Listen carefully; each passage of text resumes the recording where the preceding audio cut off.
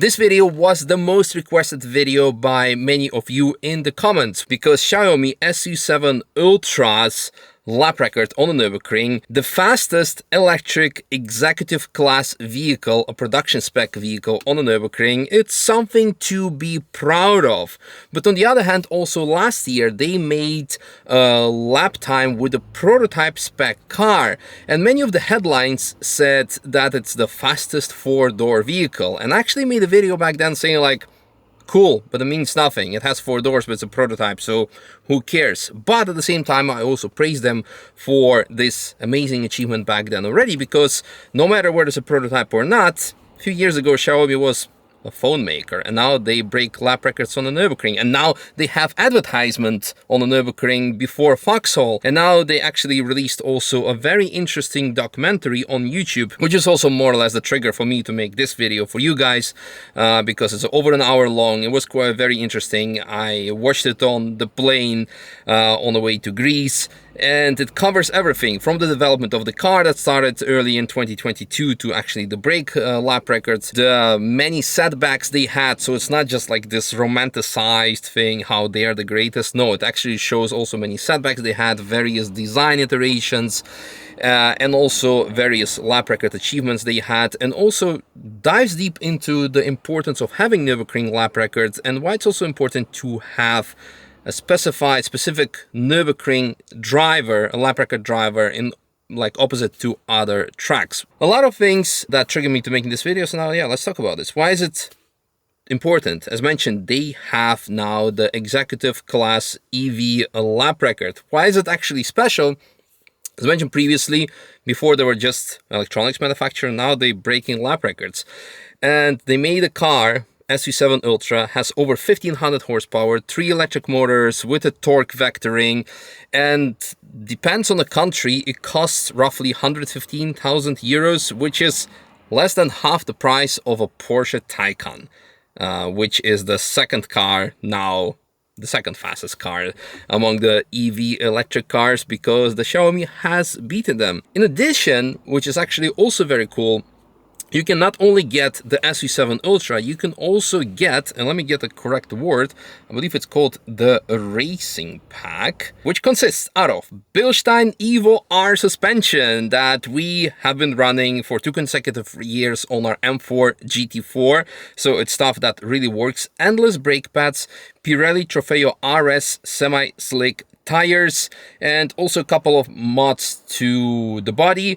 Usually manufacturers unveil a 4-door version of the car, then in 2 years comes the performance version, then in 2 years or in 1 year comes a performance version of a performance version, and now they actually dropped everything in one go pretty much. So they're going all in, and if this is already the start of Xiaomi Nürburgring experience, or performance experience in general, I don't know if I'm curious or excited or scared to see what's gonna happen next. Another important feature is that it's actually the very first Chinese car manufacturer to have a production car spec, production car lap record on the Nürburgring. Before we had Neo and Lynk & Co, but those were the concepts or hyper cars you cannot buy, but SU7 Ultra, you can just go and buy it. It's an actual production spec vehicle. Finally, about the driver, actually quite an interesting one. Vincent Rademacher, did I say it with a proper Belgian accent because he's from Belgium? Vincent Rademacher has actually a very interesting CV, if you might say. Various racing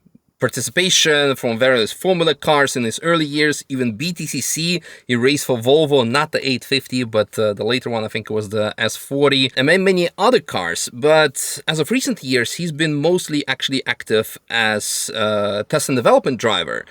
And one of his recent, or like the first and the last Nürburgring lap record that I at least know of, is with the Jaguar Project 8. I think Xiaomi felt like, hey, you know your way around big saloon cars, not so light cars on the Nürburgring, you should go and do it. And maybe he has also helped to fine-tune the software and the chassis of the car as well because of his predominant role. Also, having said in the documentary, it's very important to have a local Nürburgring specialist. And Xiaomi actually ran with their own test and development driver, and he done 10 seconds slower on the first attempt than Vincent. So 10 seconds of a Nürburgring seasonal pro versus a very experienced driver who actually knows the car in and out, but does not know the track that well into details. Very interesting features to see actually there as well. All right, should we dive deep into the Nürburgring lap record itself? Just gonna use my phone here and quickly sync the footage so I have the same what you're seeing on screen. All right, off we go. Xiaomi SU7 Ultra lap record, going through T13 on the brakes and gently accelerating through Sabine Schmidt's curve towards Hatzenbach, already early lifting off. And one thing that I want you to see is actually the brakes are actually being applied at the same time as the accelerator is being applied. I do not think that the driver is doing it by himself. Of course, you can have left foot braking from the traditional racing driving experience, it's possible. But my assumption is actually it happens because the car's telemetry detects the brake application through torque vectoring. And that probably is the case, because it would make very little sense to do it otherwise manually. All right, off we go to Kudelbacher Höhe, exceeding the speeds of 250 kilometers per hour, 270, almost 280 before Kudelbacher Höhe and before Flugplatz. The Flugplatz GPS speed is slightly below 170 towards 180, and actually you can see the chassis jump. Now we actually see, again, on full throttle, there's still brake application towards 320 kilometers per hour. So I think, again, it's torque vectoring / traction control and not something that the driver is doing by himself. The minimal speed on GPS actually through Schwedenkreuz is not that crazy. So in general, EVs, oh, here's Xiaomi advertisement in Foxhole. In general, EVs, they lack the corner speed because of the increased weight, so you cannot put, all that mass. Also, by the way, the minimum speed through Foxhole, 240. The minimum speed through corners is significantly lower than traditional internal combustion engine cars, but they compensate for ballistic acceleration out of the corners. So as here, I don't know, forced exit on the gas, 1, 2, 3, 4, you're already at 200 kilometers per hour, exceeding that, 250, 260, and go on the brakes really early because you do need to slow down the car.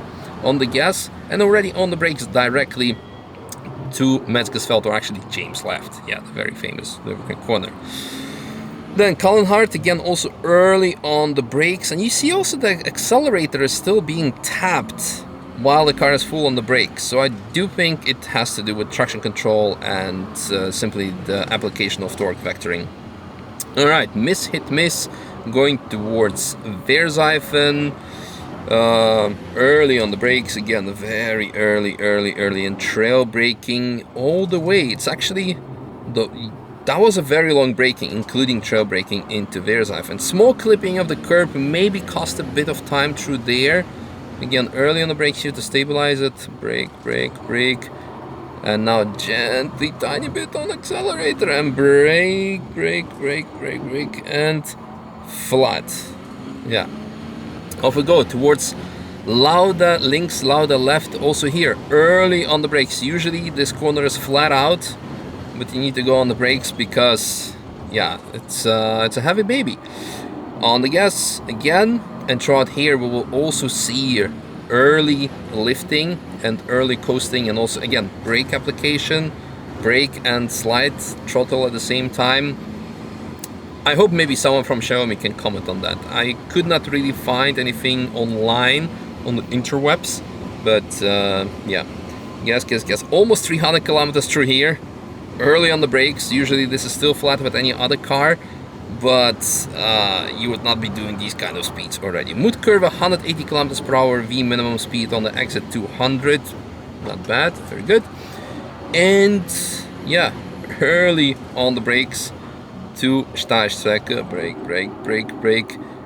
This is the point where your tires start getting already very hot and your car becomes very sensitive for understeer, more than it was already before. Also here, look at the brake and acceleration application through carousel.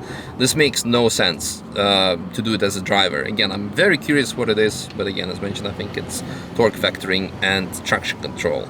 Hole 8 on the brakes, on the gas, on the brakes, on the gas. There's a lots of stability assist happening, whether it's by the car itself or by the driver. But honestly, who cares? Because the lap looks, up until now, it looks so stable. Like, for the viewer experience, it's even boring because there is no sliding, no understeering, no oversteering. It's very controlled. So whether it's the driver, and of course it's also the driver, or the technology, it's actually very, very impressive. Alright, going to Brunchen, YouTube corner, yeah.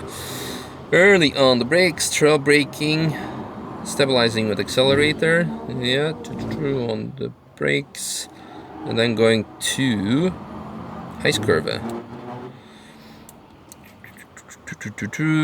Easy gonna take the exit curb. Very minimum, actually. Okay, we're keeping it flat. Okay, through here it's actually, again, interesting that there's lifting happening to stabilize the car, to rotate the car. The jump on the gas, Flansgarden 1, Flansgarden 2, probably a bit on the, well, lifting definitely for the turn-in and stabilizing. And here on the gas. Again, the minimal corner speeds are actually nothing exceptional. It's even like lower than other cars that are potentially like faster. No, not faster on the Nürburgring. Some of them might be. Yeah, some of them might be like the internal combustion engine cars, sports cars. They have higher corner speeds, but the acceleration of Xiaomi is actually really intense, and especially here once we go out of Galgenkopf on the gas and flat. 200, 250 before hitting the gantry, 270, 300. Notice how Vincent is staying completely on the left for a less aerodynamic resistance. The car barely hits 350 because it needs to lift already to make the turn, but 350 is possible. On the brakes, into Tiergarten. Again, very stable. I'm really surprised by it. So the TC, like the whole chassis dynamics are working extremely great. Yeah, and here we are. 704.92. 95.7. Brakes electric executive vehicle lap record of Nürburgring Nordschleife, the fastest production car of electric executive vehicle in Nürburgring history. I know that based on the documentary that I watched, Xiaomi actually returned, because this was set on April 1st, and later in June, I believe in June, they came back to actually do it again. But again, like with many other times that Xiaomi came by, it was raining. So maybe, potentially, possibly, probably, they want to go sub 7. That would be actually very interesting and special. So that's all I want to say. It's an amazing achievement, again, as I said throughout the video, by the whole Xiaomi team, the engineers, also the driver, of course, the tires, the brakes, endless brake pads, all the components and everything, and the persistence. So I'm really curious to see what the company is going to be doing in the next coming years. And actually it was cool that throughout the year you could actually see quite some SU7s from China, from customers, the privateers, and also from nearby countries driving. And that's actually already impressive and nice. So I actually was supposed to drive one, but it was on a rainy track day, and the owner said, like, would you please drive it? And I said, I would love to, but the problem I have, I love wet laps. I love driving the cars for the first time in the wet as well, because then you really feel the chassis, how it controls.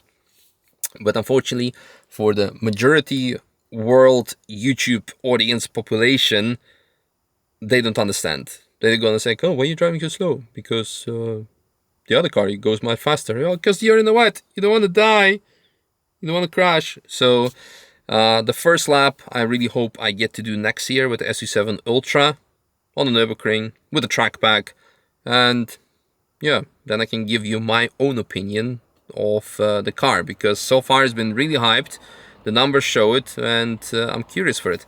And having said that, I'm also curious, also again, what the answers are going to be from the companies that they have beaten. I've spotted the Porsche Taycan multi-racing or some crazy prototype thing.